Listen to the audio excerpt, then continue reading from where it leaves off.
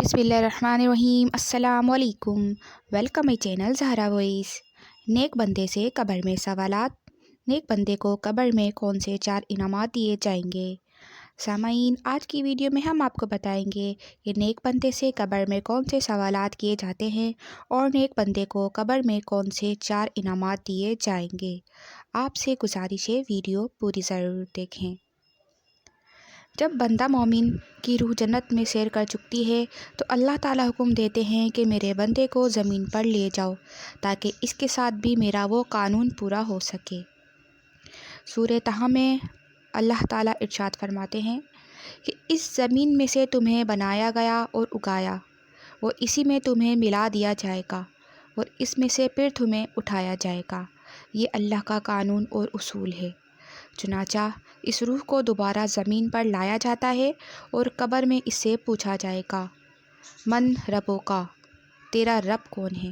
وہ کہتا ہے ربی اللہ، میرا رب اللہ ہے۔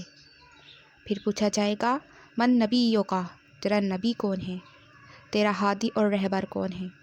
جس نے دنیا کی زندگی میں اپنے نبی صلی اللہ علیہ وآلہ وسلم سے الفت کی اور آپ کے فرامین پر عمل کیا، فوراً کے اٹھے گا نبی محمد صلی اللہ علیہ وسلم، میرے نبی محمد صلی اللہ علیہ وآلہ وسلم ہیں۔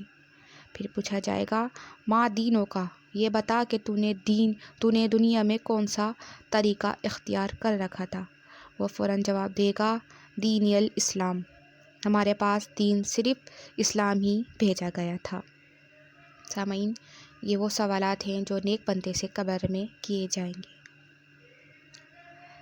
اس کے علاوہ جب یہ ان سوالوں کا جواب ٹھیک دے دے گا تو اللہ تعالیٰ فرمائیں گے کہ میرے بندے نے سچ بتایا ہے، اب جلدی سے اس پر 4 انعام فرما دو۔ نمبر 1 کہ قبر کو حکم ملتا ہے کہ اے قبر اب تو چھوٹی اور تنگ نہ رہے، اتنی وسیع ہو جا کہ جہاں تک میرے بندے کی نگاہ کام کرتی ہے۔ نمبر 2 جنت کا بستر لا کر بچھا دیا جاتا ہے۔ نمبر 3 لباس جنت کا پہنا دیا جاتا ہے۔ نمبر 4 پھر اس قبر کا ایک دروازہ جنت کی طرف کھول دیا جاتا ہے۔